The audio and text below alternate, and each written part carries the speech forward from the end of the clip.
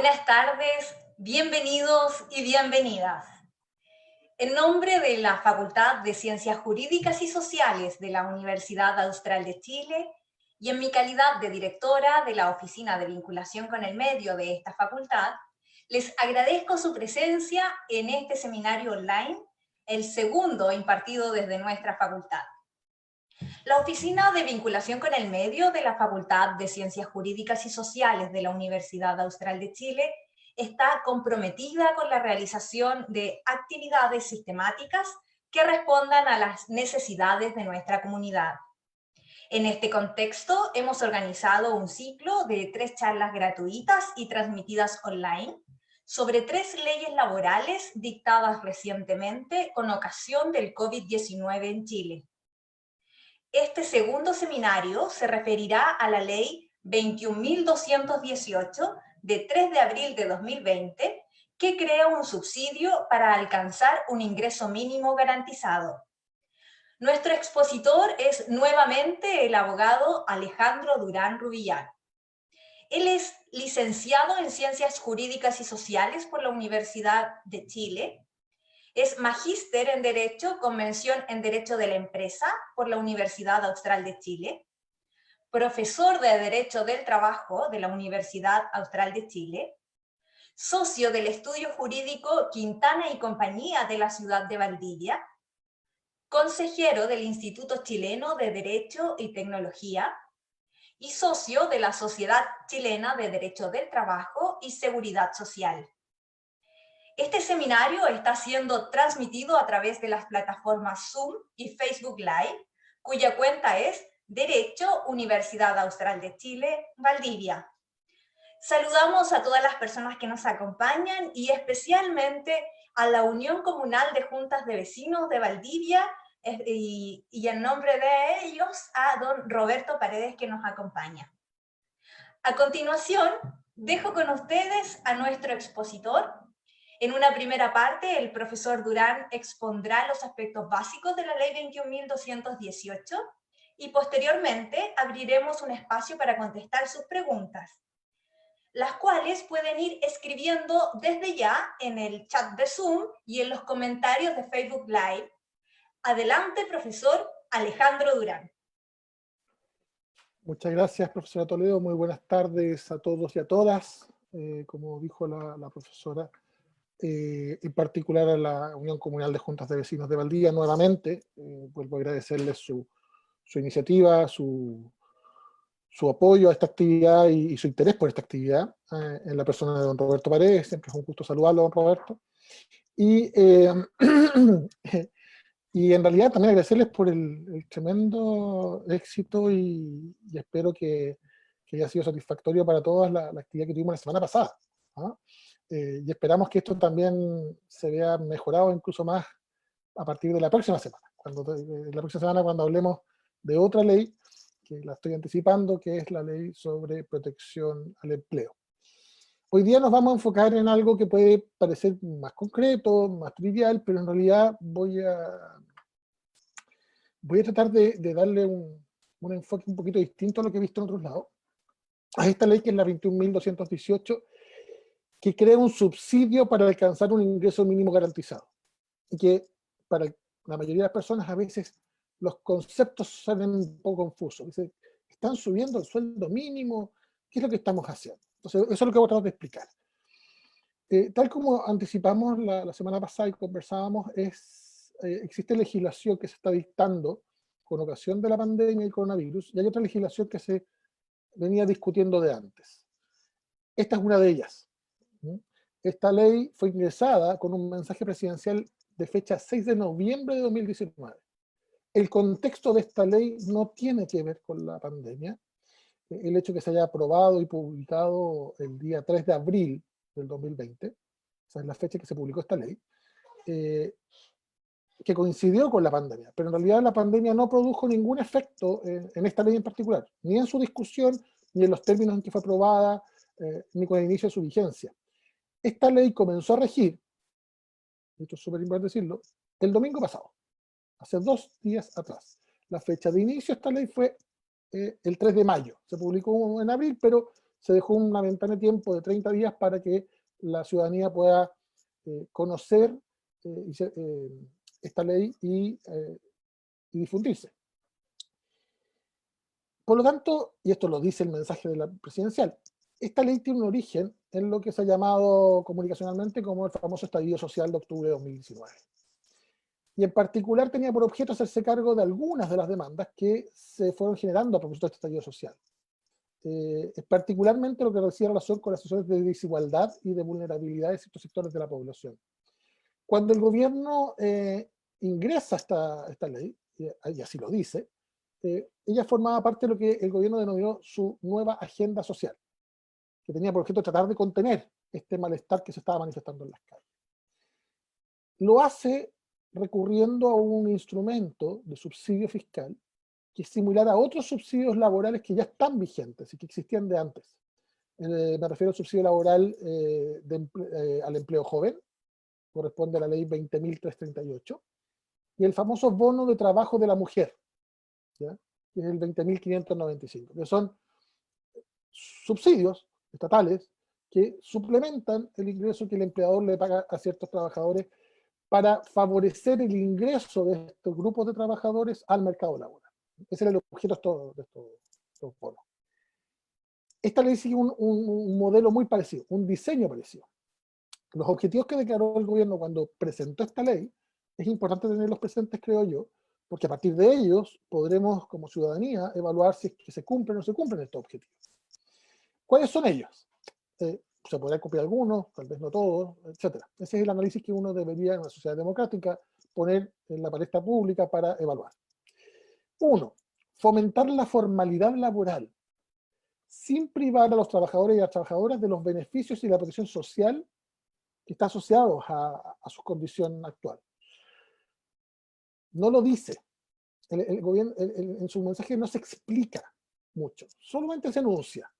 Entonces no nos queda mucho más que interpretarlo y recurrir a las actas de lo que dijo el gobierno en las comisiones y en la discusión legislativa, que eso ya requiere un trabajo mayor. Pero si solamente nos centramos en el mensaje, debemos entender que el gobierno está diagnosticando, ya verán ustedes si es que eso es correcto o no, que hay un grupo de trabajadores que voluntariamente decide no ingresar al mercado laboral formal, con un contrato de trabajo, porque de esa manera pierde beneficios o pierde prestaciones propias de la seguridad social o de la asistencia social.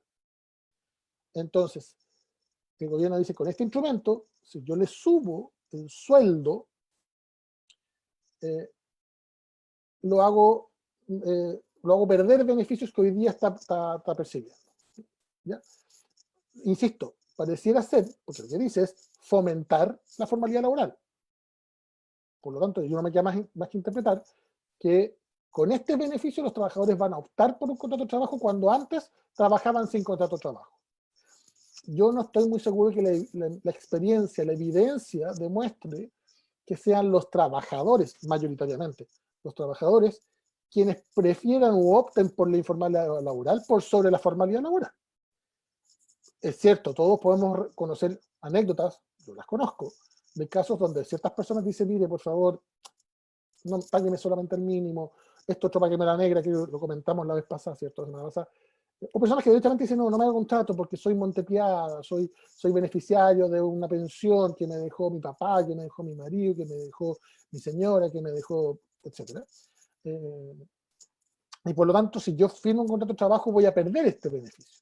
Sí, hay casos, pero no sé si en el mundo del trabajo, mayoritariamente, los trabajadores opten por la informalidad laboral y con este instrumento van a decir, ahora me conviene la formalidad laboral. Eso no me queda muy claro. Otro beneficio, incentivar una mejora gradual de las remuneraciones de quienes tienen menores ingresos.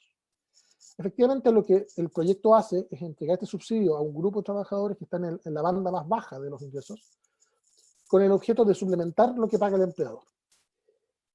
Pero ese suplemento se va reduciendo. En la medida en que va aumentando la remuneración, ese subsidio va reduciendo su monto. Porque si el monto se mantuviese, el empleador se vería tentado a no mejorarle las condiciones de trabajo a su gente, porque en total el Estado está subsidiando. Entonces, para evitar que el empleador mantenga a todos con el sueldo mínimo, entonces este es un subsidio gradual y además es temporal, ¿ya? Tiene una vigencia en ciertos años, va a ser evaluado por una comisión en particular, pero tiene una vigencia acotada, no es algo indefinido. Entonces, si el trabajador mejora sus remuneraciones, el subsidio se retrae, se reduce. Otro objetivo declarado es no perjudicar las oportunidades laborales de las personas o generar desincentivos en el mercado laboral. No lo explica, no me queda claro de qué manera este subsidio podría perjudicar las oportunidades laborales de las personas o desincentivar el ingreso al mercado laboral. Y otro objetivo declarado es no perjudicar a las micro, pequeñas y medianas empresas. En el entendido lo que voy a explicar a continuación. Ya hablamos la semana pasada, ¿cierto?, sobre las particularidades de la relación laboral. No, obviamente no las voy a repetir ahora. La vez pasada además me pasé mucho en el tiempo que me habían otorgado. Y también hablamos de cuál es la función que tiene el derecho al trabajo en la protección de este contratante más débil y los métodos que utiliza, o que al menos debería utilizar para proteger a este contratante más débil, ¿cierto? Recuerdan que en el ámbito de las relaciones individuales y ante la constatación de la imposibilidad que tiene cada trabajador para protegerse por sí mismo en una situación de asimetría de poder y de dependencia respecto a su empleador, entonces el derecho al trabajo establece derechos laborales mínimos e irrenunciables, que en la historia del derecho al trabajo, y esa es la expectativa, van aumentando progresivamente. O sea, desde la famosa historia de la ley de la silla, el primer derecho laboral constituido en Chile, el derecho a que los trabajadores se sienten y no tengan que pasar su jornada laboral extenuante de pie. Obviamente de ahí a los derechos actuales hemos tenido avances, y de eso se trata. Por ejemplo, ¿qué es lo que estamos haciendo en el derecho al trabajo? ¿Qué hacemos? Establecemos ciertos mínimos que nos parecen que es un estándar aceptable socialmente para que los trabajadores tengan condiciones al menos de dignidad. Y por eso son irrenunciables. Entonces, pero también al respecto, y esto puede ser una obviedad, y perdonen que me haga cargo de ello, pero nuevamente son obviedades que por obvias a veces se omiten. También es un hecho económico que es indesmentible, que cada derecho laboral que se implementa, cada mejora de un derecho laboral, tiene costos. Eso es inevitable, tiene costos. Y por lo tanto, alguien tiene que pagar ese costo. Normalmente, ¿quién va a ser? El empleador. Normalmente. ¿Ya? El tema es que la necesidad de mejorar las condiciones de vida de los trabajadores se ha ido imponiendo gradualmente en las sociedades modernas como no solamente una necesidad de dignidad, sino incluso como una característica, o más bien, un elemento que genera, más que costos, genera externalidades positivas para la economía en particular y además para el desarrollo humano de esa comunidad, en términos de calidad de vida, en términos de armonía, de plenitud personal, familiar, de satisfacción personal, lo cual favorece una paz social. Entonces, los costos económicos que puede tener, las sociedades modernas han entendido que tienen otras ventajas. Y si alguien pone en duda esta afirmación, lo llamo a revisar la prensa de los últimos 4 semanas.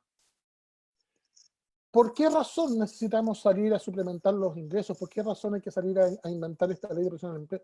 Porque efectivamente, cuando el trabajador queda desprotegido y bajan sus ingresos, no solamente se afecta la dignidad de ese trabajador y la sobrevivencia de ese grupo familiar, se afecta la economía entera.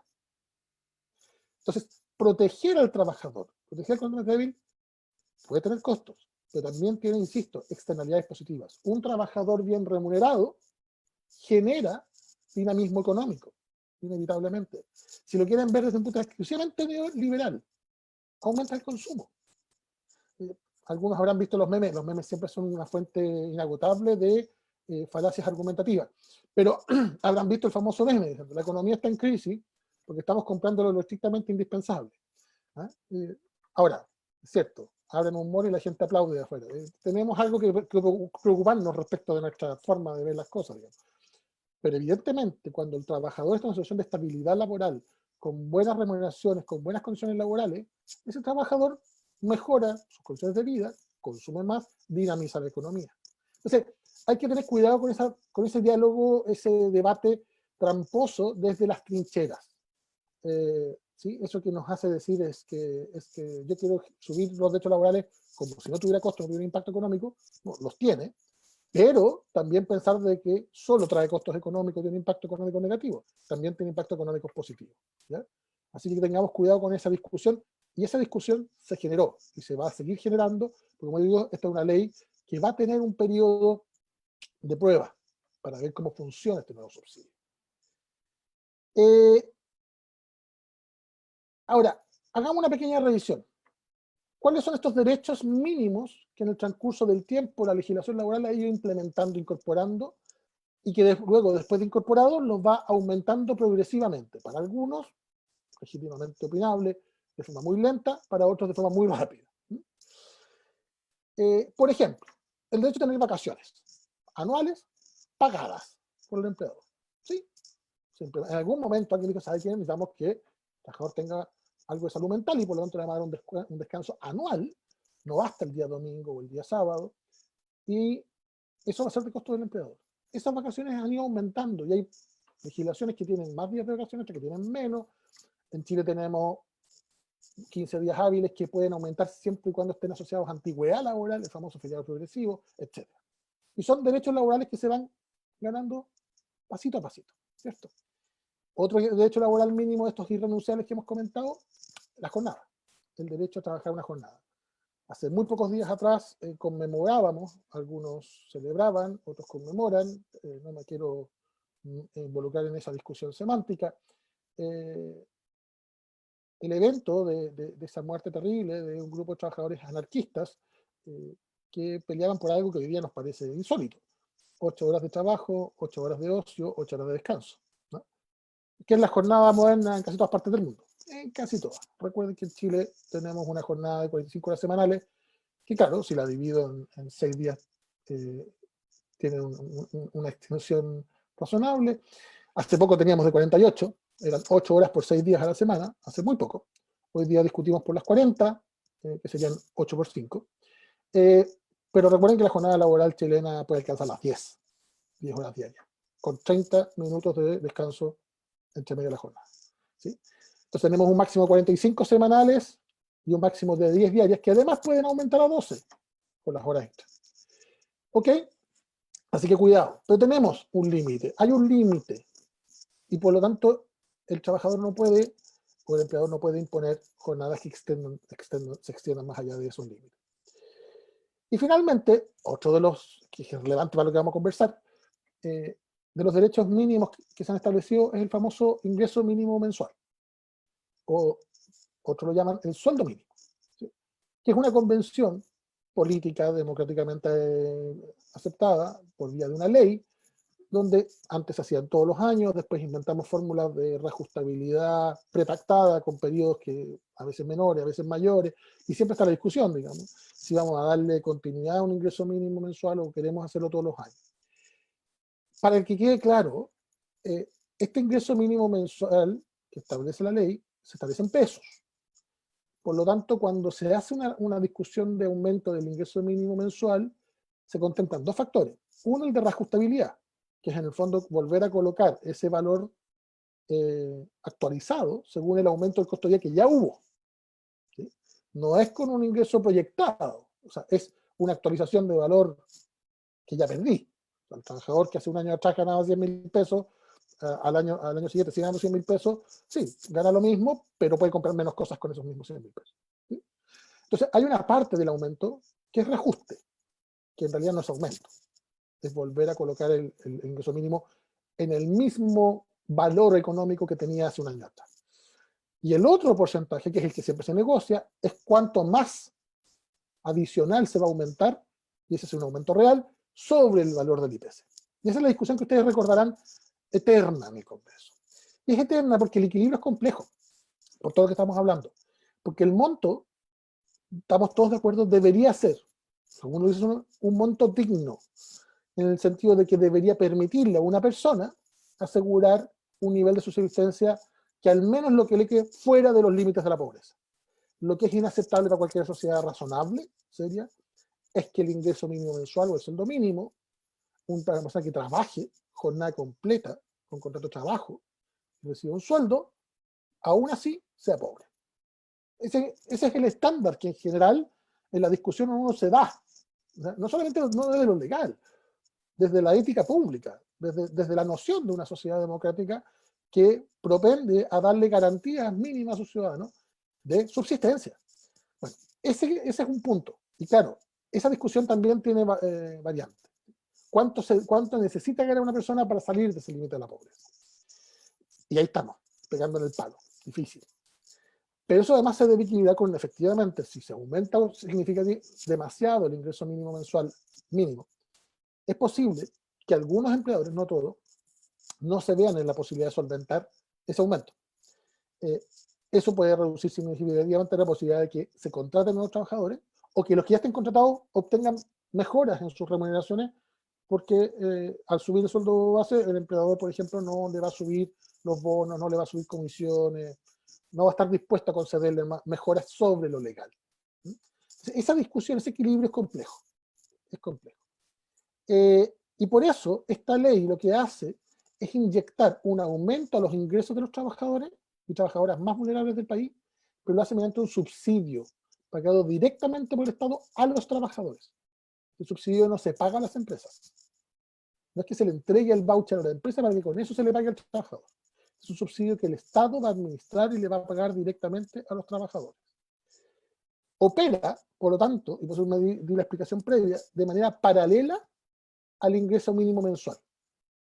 Es decir, está fijado este subsidio en una fórmula que vamos a continuación, y en paralelo, se supone que con forma indiferente, pero no es indiferente. Ya les voy a explicar, ya se dan cuenta por qué. Nosotros podemos negociar un aumento del sueldo mínimo. El sueldo mínimo acaba de aumentar recién. El 1 de marzo de 2020 aumentó de 301.000 pesos a 320.500. Un aumento significativo proporcionalmente hablando. Muchos dirán que es insuficiente, pero hay que reconocer que proporcionalmente hablando es un aumento significativo. Bueno, este aumento de poco más de 19.000 pesos, si volvemos a aumentar el sueldo mínimo, este va a tener valor, exactamente el mismo valor que tiene hoy día. ¿Sí? Por eso les digo, van paralelo, no hay que confundirlos, pero están inevitablemente relacionados, ya les voy a explicar por qué.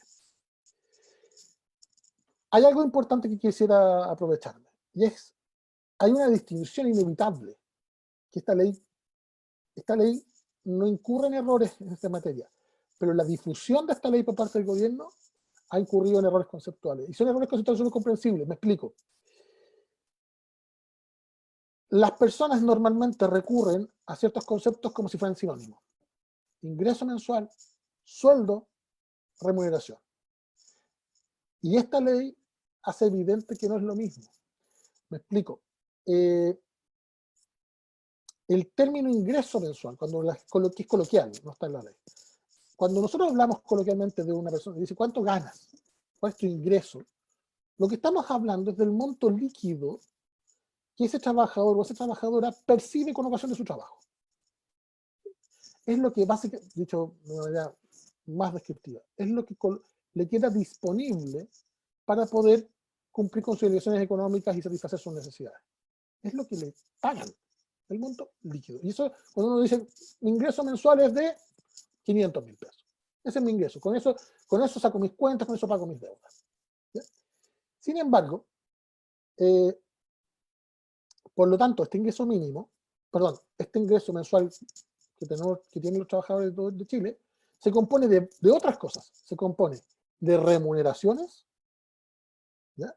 Que es lo que ustedes en sus ubicaciones habrán visto, se llaman haberes imponibles. Esas son las remuneraciones. De otros haberes que no son remuneraciones, que son los haberes no imponibles, y a esos dos montos que se suman, se le hacen descuentos. Y de esa manera obtenemos el ingreso líquido mensual. ¿Ya? Esos descuentos pueden ser legales, obligatorios, o pueden ser voluntarios. Ahora, para determinar quién tiene derecho al subsidio, la ley recurre al concepto no de ingreso, recurre al concepto de remuneraciones. Entonces, vamos a revisar muy breve y rápido qué es lo que son las remuneraciones, según el artículo 41 del Código del Trabajo. Y son todas aquellas prestaciones que el empleador le paga a un trabajador, ya sea en dinero o en otras especies, y sean evaluables en dinero. Voy a citar aquí una empresa valdiviana de mucha historia, el Molino Collico. Si el Molino Collico le paga una parte a sus trabajadores en dinero y otra parte en sacos de harina, bueno, eso también es remuneración. ¿Ya? Y es remuneración y por lo tanto es imponible, paga impuestos, hay que contar condiciones pensionales, debe estar reflejado en su liquidación. Pero, ¿cuáles son los tipos de remuneraciones? Por ejemplo, sueldo. Y el sueldo es esa parte de las remuneraciones, que es un monto fijo mensual, que se paga por periodos que no pueden ser superiores a un mes. ¿Ya? Pueden ser quincenas, pero nunca más de un mes. Y ese sueldo es de monto fijo, insisto. Y ese sueldo, dice la ley, no puede ser inferior al ingreso mínimo mensual que establece la ley. No hay garantizado. Ojo, al que la ley, al que les dije yo que regula, donde discutimos y decimos vamos a subir el ingreso mínimo mensual, en realidad lo que estamos haciendo no es subiendo el ingreso, estamos subiendo el sueldo. Solo el sueldo. ¿Por qué? Porque las otras remuneraciones que recibe un trabajador, podría recibir un trabajador, es el famoso sobresueldo, que son las llamadas horas extras. Y esas horas extras se calculan y se pagan proporcionalmente según el valor del sueldo. Entonces, si el sueldo sube y yo trabajo la misma cantidad de horas extras, mi sobresueldo también sube. ¿Qué otras son remuneraciones? Y por lo tanto suman para efectos de calcular si es que soy o no beneficiario de este subsidio. Las comisiones o los bonos, que son prestaciones que pueden ser variables o fijas.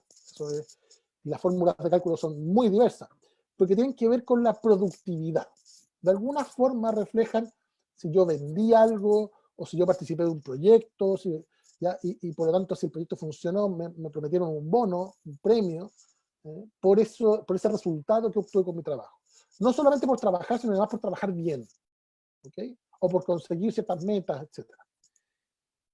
Hay otra remuneración que dice la ley, que es la participación, que es cuando a un trabajador dice, mira, si el negocio me va bien, les voy a pagar a los trabajadores un tanto porcentaje del negocio, de la utilidad del negocio, se llaman participación. Son muy escasas, las he visto, en mi vida profesional las he visto muy pocas veces. Y por último están las gratificaciones, que son obligatorias para la gran mayoría de las empresas comerciales, agrícolas, mineras. Están excluidas muy pocas, las cooperativas, están excluidas las empresas sin fines de lucro, principalmente. Cualquier empresa con fines de lucro está obligada a pagar gratificación a sus trabajadores. Y la gratificación, a diferencia de las comisiones, los bonos, es una parte de las utilidades líquidas que recibe el empleador después de tener su ejercicio, que las comparte y las distribuye para premiar a sus trabajadores, a todos sus trabajadores profesionalmente hablando. La mayoría de ustedes que son del mundo del trabajo deben saberlo. Las gratificaciones pueden ser anuales, la ley dice que son anuales, pero en la práctica, en el día a día, ¿qué es lo que hacen los empleadores, la mayoría de ellos? Optan por otra modalidad, que es pagar gratificaciones garantizadas. Sin importar el monto de las utilidades, yo no voy a repartir porcentaje de las utilidades que obtenga. Cuando no hay utilidades, fantástico, no reparto nada. Pero si hay muchas utilidades, tengo que repartir mucho dinero. Entonces lo que hacen, para controlar sus gastos con cierta previsibilidad y poder diseñar sus modelos de negocio y anticiparse a los costos laborales, pagan una gratificación garantizada, ¿sí? Que tiene un tope legal, que corresponde a un 25% de remuneraciones con este tope de 4,5 ingresos mínimos. Esa gratificación se puede pagar anualmente o se puede pagar mensualmente. ¿Y esto por qué estoy dando esta lata? Porque es importante. Le voy a pedir un poquito de paciencia, se los voy a explicar en muy pocos minutos. ¿Qué otros conceptos reciben los trabajadores con los cuales construyen su ingreso mensual? Lo que se llaman los saberes no remuneracionales o los saberes no imponibles, que son, por ejemplo, las asignaciones de movilización, de pérdida de caja, de desgaste de materiales o herramientas, la asignación de colación, los viáticos, las prestaciones o asignaciones familiares, y en general, cualquier tipo de devolución de gastos que el trabajador incurrió para poder prestar sus servicios. No es una prestación por el servicio prestado, es yo tuve que viajar de Valdivia a Osorno para cumplir mi trabajo y el jefe me paga un viático. ¿Por qué? Porque con ese viático se supone que voy a solventar el gasto de pasaje, si es que me voy en bus, si es que me voy en mi propio auto, en mi propio vehículo, el gasto de benzina. Él me paga un monto para devolverme los gastos que yo tuve que incurrir para prestar mi servicio. Por eso, estos haberes no remuneracionales no pagan impuesto a la renta ni cotizan. No se le aplican los descuentos. Entonces se llaman no imponibles. No son remuneraciones para todos los efectos, pero suman una cantidad de dinero. Muchas veces los trabajadores, y todos lo sabemos, ¿no?, pactan, por ejemplo, asignaciones de colación y de movilización. Si el trabajador se la gasta en comer o se lo gasta en otra cosa, eso ya no es problema de nadie, digamos, queda en el ámbito de la libertad individual. Entonces, cuando muchos trabajadores lo que están mirando finalmente es su líquido, entonces ahí están sumando, no solamente remuneraciones, están sumando también estas asignaciones que en realidad son devoluciones de gasto, ¿ya? Pero a ellos lo que les interesa, que es razonable que así sea, es cuánto recibo líquido al mes, con lo cual yo cubro mis gastos. Pueden ser gastos de colección, gastos de movilización u otros gastos. Si yo agarro la asignación de colección y me la gasto en otra cosa, ese es problema mío. A mí lo que me importa es cuánto me pagan al mes. Si usted me dice que me va a pagar 800.000 pesos brutos, pero al final con chepito y flauta recibo 500 líquidos, eso es lo que yo cuento. ¿Sí o no? Esa es la realidad del mundo del trabajo. Bueno, vamos a la ley. ¿Cuáles son los requisitos que establece esta ley? Que es una ley breve, corta, pero su redacción es muy compleja, tiene tecnicismos que la hacen compleja y tiene incorrecciones que en algún momento se va a tener que enmendar en el ejercicio práctico. Primero, ¿quiénes pueden optar a este subsidio? Primero tiene que ser un trabajador dependiente con contrato formal. Aquí está un poco la idea de fomentar la formalidad. Si usted no tiene un contrato de trabajo formalizado, no puede optar a este beneficio. Entiendo yo que el gobierno lo que quiere es que todos los trabajadores que hoy día están en informal salgan en manada a exigir que les formalicen sus contratos de trabajo, cosa que por alguna razón no habían hecho hasta ahora. Raro la premisa, pero esa es. Debe tener un contrato de trabajo vigente. La ley dice vigente, es muy rara esa figura. No voy a entrar a eso en este momento. Debe cumplir además una jornada completa. Creo que una jornada ordinaria completa, entre 31 y 45 horas semanales. Eso significa que excluye todos los trabajadores que trabajan en jornada parcial, 30 horas o menos, no pueden recibir este subsidio, categóricamente. Tampoco lo reciben aquellos trabajadores que estén sometidos a lo que hablamos la vez pasada, el famoso artículo 22, y estén excluidos del límite de jornada, porque pueden trabajar jornadas superiores, no tienen jornada ordinaria. Entonces, expresamente quedan excluidos todos estos grupos de trabajadores, jornada parcial y los que están excluidos de la jornada de trabajo. Los trabajadores, para optar este beneficio o este subsidio, además deben inscribirse en el Ministerio de Desarrollo Social, que es el órgano que va a administrar y que va a pagar este subsidio. Ahora, esta inscripción solo este primer año, este primer periodo. A partir del siguiente, las empresas son las que deben enviar una nómina de sus trabajadores que cumplan con estos requisitos.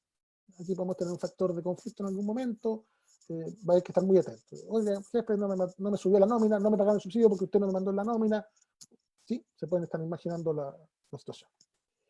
Además, el trabajador debe pertenecer al 90% de las familias más pobres, o de cierta manera, voy a decir, dentro de los 9 primeros deciles, según el registro social de hogares que maneja el mismo Ministerio de Desarrollo Social. ¿Sí?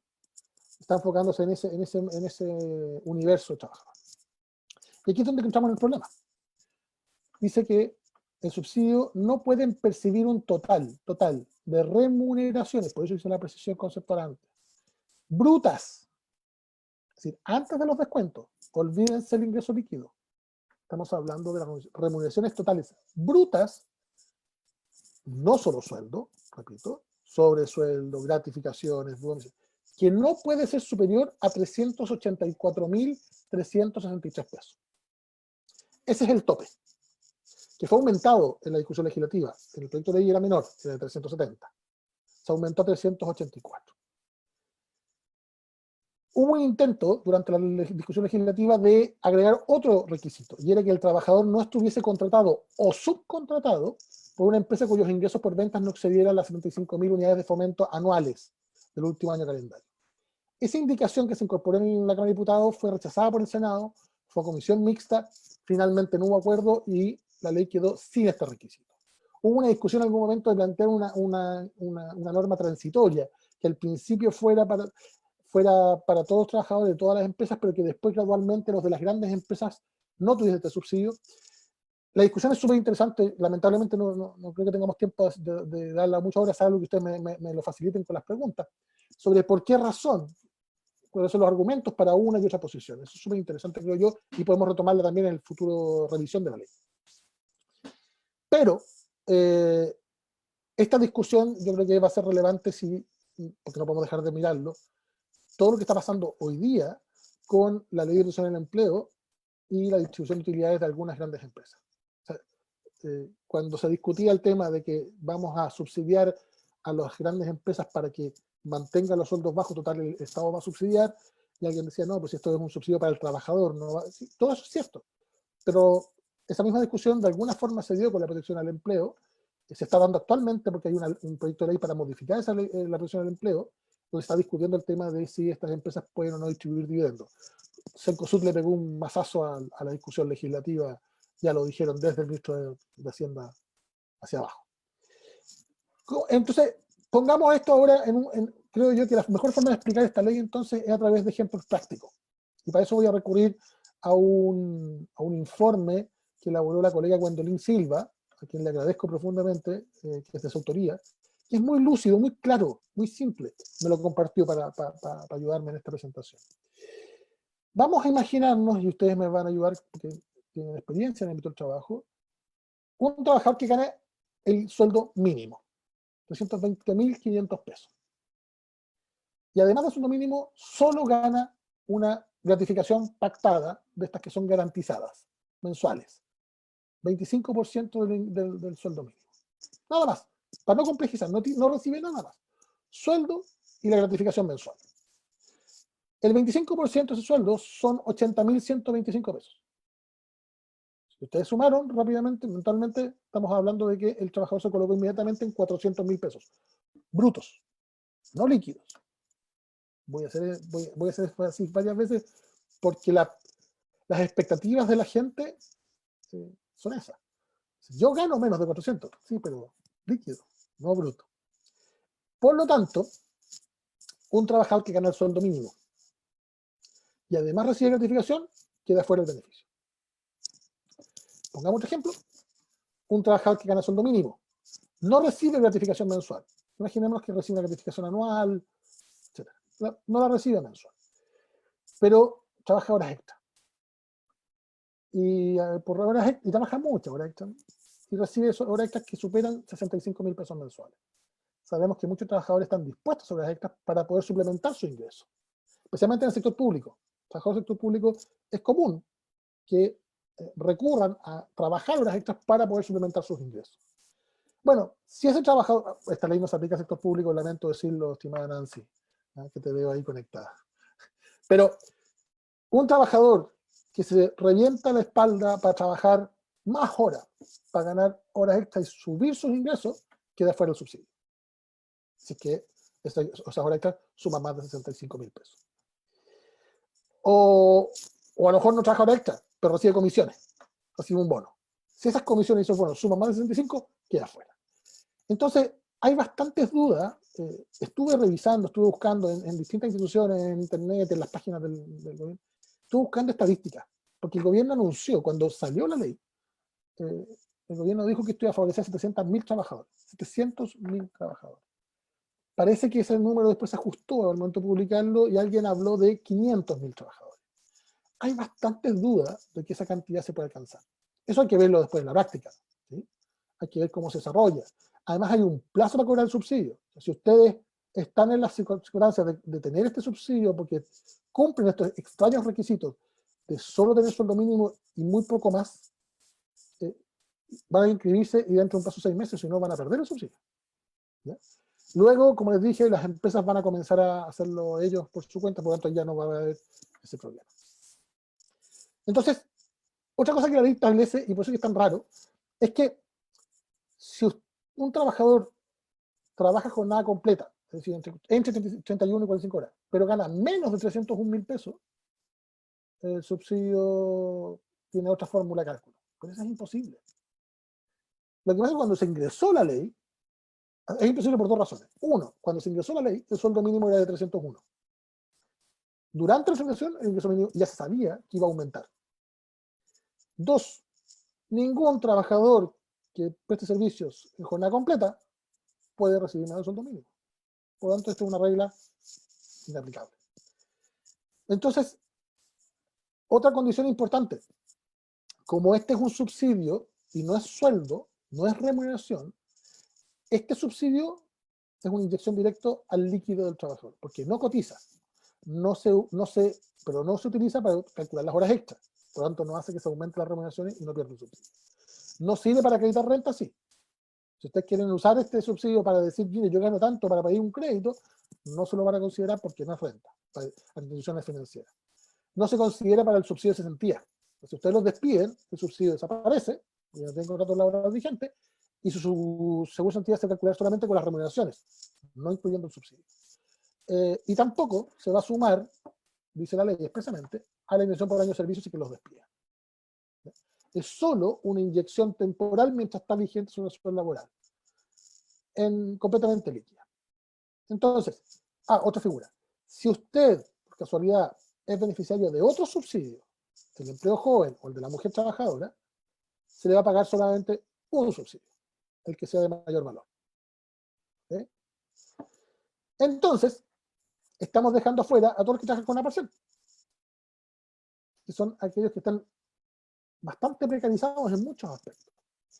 Pongámoslos ahora con más números. Si usted está en la posición de ganar un sueldo y nada más que un sueldo u otras generaciones que no suman en total remuneraciones brutas totales, repito, sueldo sobre sueldo, gratificación, etc., no suman más de 380.000 pesos brutos, un poquito más así del límite, el subsidio que usted va a recibir es de 3.107 pesos. Si usted gana remuneraciones brutas no líquidas, totales, por 350.000 pesos, muy, muy poco sobre el mínimo, su subsidio será de 10.200 pesos mensuales. Y si usted gana solo sueldo mínimo y nada más que sueldo mínimo, el subsidio será de 39.700 pesos.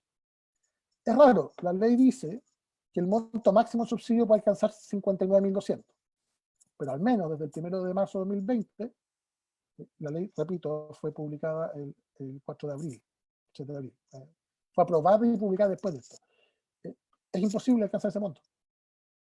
La ley hace una declaración, declara un subsidio máximo que no se va a alcanzar nunca, porque con el sueldo mínimo, que nadie puede ganar menos que eso, con jornada completa, va a tener su subsidio máximo hasta 39.700 pesos.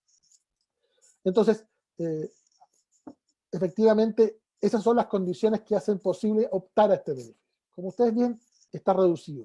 A mí, esto no significa que la política no sea necesaria, no sea deseable. Cualquier inyección de ingresos líquidos a los trabajadores, hoy día más que nunca es indispensable. Lo era antes, ¿ya? Es un suplemento, no se le carga la mano a los pequeños empresarios, que algunos, muchos efectivamente tienen muy poco margen para poder subir sueldo. Entonces el Estado asume esa tarea, suplementa y entrega un beneficio directo al trabajador. Pero, cuidado, porque tengo la sensación de que las expectativas creadas en la población, y por eso le agradezco a la Unión Comunal de Juntas de Vecinos, la gente entendía que si yo ganaba menos de 380.000 pesos, recibía un ingreso líquido menor a eso, iba a tener derecho a subsidio. Y como vemos, algunos decían, no, tengo un sueldo menor, porque se confundía sueldo, remuneración, ingreso. Insisto, el propio gobierno a veces se equivocaba. Decía, si usted tiene un sueldo menor a tanto, y eso no era cierto. Estamos dando revoluciones brutas. Entonces, las expectativas creadas fueron altas. Tengo el temor de que el número real de beneficiarios finalmente no va a ser el que se había proyectado. Sigue siendo importante que esa inyección de recursos entren a la economía y por supuesto a la familia, a la casa de la familia de los trabajadores. Y esto está en evaluación. Esta es una ley que tiene vigencia hasta el 2023. Son 3 años que vamos a aprobar el subsidio y se va a ir evaluando cómo se comporta, cuáles son los beneficios en su diseño. Tiene buenas intenciones, pero yo creo que algunas de las intenciones declaradas no se van a poder cumplir. No sé, ya por el tiempo, estimada profesora, entiendo que ya estamos, vamos a dejar, tendríamos que dejarle tiempo a las preguntas que nos puedan hacer quienes nos acompañan hoy día. Así que bueno, muchas gracias y espero haber ayudado en algo a la claridad sobre los beneficios de esta ley. Muchas gracias, profesor Durán. En realidad debo decir que más que preguntas hemos recibido varios comentarios alabando la claridad de su exposición. Aún así Muchas tenemos gracias. preguntas, ¿ya? Una primera pregunta la plantea en el chat de Zoom Carla y nos dice, entonces, y con base a su explicación que es bastante clara, ¿qué beneficio representa esta ley? A ver, es simple, que un grupo de trabajadores, los que reciben menos ingresos, van a poder optar a un suplemento. A un suplemento que, como digo, es líquido, no paga impuestos, no paga cotizaciones. No tiene tampoco otras no va a producir efectos futuros sobre, como dije, sobre el año de servicio, sobre el seguro de garantía, pero en lo inmediato, que seamos honestos, insisto que veo en el Zoom a dirigentes gremiales y sindicales que están día a día en contacto con el mundo del trabajo, es el día a día el que agobia a los trabajadores chilenos. El trabajador chileno, si le dices que le vas a dar un subsidio de 3.500 pesos, no lo va a despreciar, le va a ayudar, sin duda que le va a ayudar. Otra cosa es si la promesa va a cumplir con los objetivos y con las expectativas creadas, pero a un trabajador que gana solo sueldo mínimo, un subsidio de casi 40.000 pesos es más del 10% adicional. Les repito, si el sueldo mínimo es bruto, por lo tanto el líquido de ese trabajador, mis matemáticas mentales no suelen ser muy rápidas, pero estamos hablando de que es un trabajador que gana menos de 300.000 pesos líquidos. O sea, un trabajador que percibe, si queda hoy, mes a mes, con 290.000 pesos líquidos para vivir, él y su familia, le van a dar un subsidio de 40.000 pesos. Esa es la relevancia, creo yo, es importante, sin duda. Ahora, tenemos que ver cuánta es la casuística, cuántos trabajadores con jornada completa, ya dijimos, no todos trabajan jornada completa, no todos son formales, no todos tienen contrato de trabajo. ¿Cuántos trabajadores que tengan esas condiciones van a poder percibir ese aumento? Pero lo que sea que ayude al ingreso líquido mensual final del trabajador, yo creo que es importante. Gracias, Alejandro. Marianela Orrego nos pregunta también por Zoom. Dice, hola a todos, tengo una duda. Si un trabajador un mes recibe comisión y no califica para el subsidio y el mes siguiente sí, ¿se pagan los meses que sí califica y entre tanto puede haber meses que no? Muy buena pregunta, yo creo que va a ser un tema a mejorar la ley. Porque la ley dice que para inscribirse en el ministerio y optar, tiene que estar cumpliendo las condiciones. Y dice que cuando el trabajador mejora sus remuneraciones, se pierde el beneficio. ¿Por qué creo yo que tal vez la intención del legislador no fue bien recogida? No estoy mal pensando la intención. Porque yo creo que el legislador no supo distinguir entre las remuneraciones permanentes con las esporádicas. Porque claro, lo que pretendía el legislador es, si a usted le suben el sueldo, obviamente el Estado ya cumplió su labor, usted mejoró sus remuneraciones por sobre el mínimo legal, y por lo tanto yo me retraigo y utilizo esos recursos para ayudarle a otros trabajadores. Entonces, esa es la expectativa. Es decir, esto se supone que el empleador que ve que el trabajador está funcionando mejor porque tiene más ingresos, está más motivado para trabajar porque está recibiendo su mejora sus remuneraciones, pero las permanentes. Porque si un mes se rompe el lomo, trabaja muchas horas extra y sobrecalifica, va a perder el subsidio. Tendría que volver a postular, o sea, una vez que vuelva a su condición, tendría que volver a postular. La ley no es tan clara eso. Lo que sí dice es que si se superan las condiciones, ese trabajador ya no puede seguir percibiendo subsidio. Perfecto.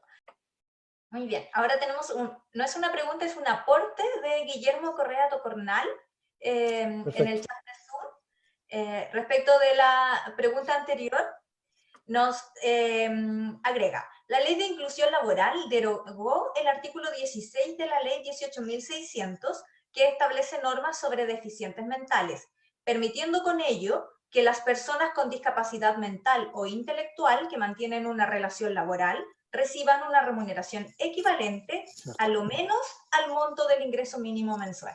Toda la razón, sí. Efectivamente, gracias por el aporte. Yo tenía la noción de que se había derogado, pero no lo había estudiado bien, no tenía el detalle en la cabeza, así que le agradezco mucho Al colega, seguramente, Guillermo Correa. don Guillermo Muchas Correa. Otra pregunta. Nos pregunta Toño Espinosa. Quedé con la duda de si esta ley podría dar pie a que los trabajadores y empleadores jueguen un poco con la renta para hacer que ésta quede por debajo del máximo válido para calzar con la remuneración que impone la ley. Es una duda legítima, tan legítima que la ley contempla un delito especial. Si es que se hace simulaciones y subterfugios, el empleador suplementa el ingreso de otras formas, ocultando para acceder al beneficio, se creó un delito. Así que también los legisladores pensaron la misma duda que don Toño. Antonio, supongo. Disculpe la Perfecto. informalidad. Ya, hasta ahí tengo las preguntas anotadas. Tengo algunas informaciones relevantes que dar. Nos pregunta Pedro Sánchez si esta reunión queda grabada en algún sitio para verla de nuevo. Y le informo, bueno, a Pedro y a todas las personas que están participando y que nos están siguiendo que efectivamente la grabación de este seminario la encontrarán en tanto termine esta reunión por Zoom, ya ahora en la plataforma Facebook Live. ¿Ya? Así que la pueden ahí repetir, reiterar, ¿no? Pausar, para ir al ritmo de cada uno, revisando los temas que más les interesen. Al mismo tiempo, darle las gracias a Alejandro por acompañarnos en este seminario, por resolver las dudas de nuestra comunidad. Reiterar nuestro agradecimiento a toda la Unión Comunal de Juntas de Vecinos, que personificamos en su presidente, don Roberto Paredes, que nos ha estado acompañando vía Zoom. Y queremos dejarlos invitados, en primer lugar, para que visiten la página web de nuestra facultad, www.derecho.uach.cl. Es una página web donde, entre otras cosas, encontrarán dentro del menú Vinculación una sección que está dedicada exclusivamente a toda la normativa dictada con motivo del coronavirus. ¿Ya? Tenemos ahí toda la normativa laboral, pero también hay otras áreas y están todas cubiertas en esa sección. Así que los invitamos a visitarnos, les reitero, www.derecho.uach.cl. Y además, los dejamos invitados desde ya para el próximo martes a las 17 horas por este mismo medio, tanto vía plataforma Zoom como vía Facebook Live, para el tercer y último seminario de este ciclo que nos está ofreciendo el profesor Alejandro Durán, y la próxima semana con la Ley de Protección al Empleo. No sé si quisieras adelantarnos algo desde ya, Alejandro. Es que he hecho trampa. En las dos sesiones anteriores he estado siempre anunciando alguna cosita sobre la ley sobre el empleo. Así que a ver si... No, vamos a tener, ahí sí voy a tener dificultad para resumir todos todos los detalles, todos los problemas que se están produciendo en la práctica, se están produciendo. Hay una discusión política interesante sobre esa ley. Y como les digo, ya hay un proyecto de ley para modificarla, para corregir esos errores. Entonces, va a ser difícil, ahí sí va a ser difícil, profesor Toledo, a ajustarme al tiempo. Ahora lo logramos, son las 6 de la tarde, cumplimos con la hora que nos habíamos propuesto, pero la próxima semana va a ser difícil. No sé si vamos a tener algún margen para extendernos, como sugieren por aquí, alguien sugiere por aquí en el chat que podamos extendernos de la hora si es necesario. Vamos. Más de una hora. ¿No? Estamos trabajando para la comunidad y la comunidad nos pide expresamente que el seminario dure más de una hora, profesor Durán. Sí. Hoy en día decir que se ha escuchado la voz del pueblo está demasiado manoseado, ya lo dice demasiadas personas, así que no la vamos a repetir en esos mismos términos. Yo le quiero agradecer, a todos quienes estuvieron atentos a esto, que estuvieron participando, que nos hicieron las preguntas, que nos hicieron los aportes. Fue un agrado participar de esto, está funcionando relativamente bien, parece ser. Para mí ha sido muy satisfactorio. Y bueno, la próxima semana esperamos seguir respondiendo a sus preguntas, sus dudas y ayudando a que este debate público se enriquezca. Ciudadanos informados solo pueden favorecer un desarrollo sano de la democracia y de la mejora de nuestras leyes y de nuestra vida en comunidad, en definitiva. Así que muchas gracias a todos, muchas gracias a la Oficina de Vinculación con el Medio de la Facultad. Y muy buenas tardes a todos. Para despedirnos voy a reiterar que en este momento no hay preguntas, pero hay muchos comentarios, tanto por Zoom como por Facebook Live, felicitando la claridad de nuestro expositor. Así es que le vamos a dar un aplauso virtual, ¿no? Con los que estamos por Zoom podemos hacerlo virtualmente. Ahí está. Así es. Darles nuestro agradecimiento, Alejandro. La claridad ha sido destacada, ¿no? No solo por mí directamente, estoy con esto más bien reflejando los comentarios que hay en nuestras dos plataformas. Muchísimas gracias a todos. Gracias. Muchos saludos y nos vemos la próxima semana, si es posible. Buenas tardes a todos y a todas y nos vemos el próximo martes a las 17 horas, no lo olviden.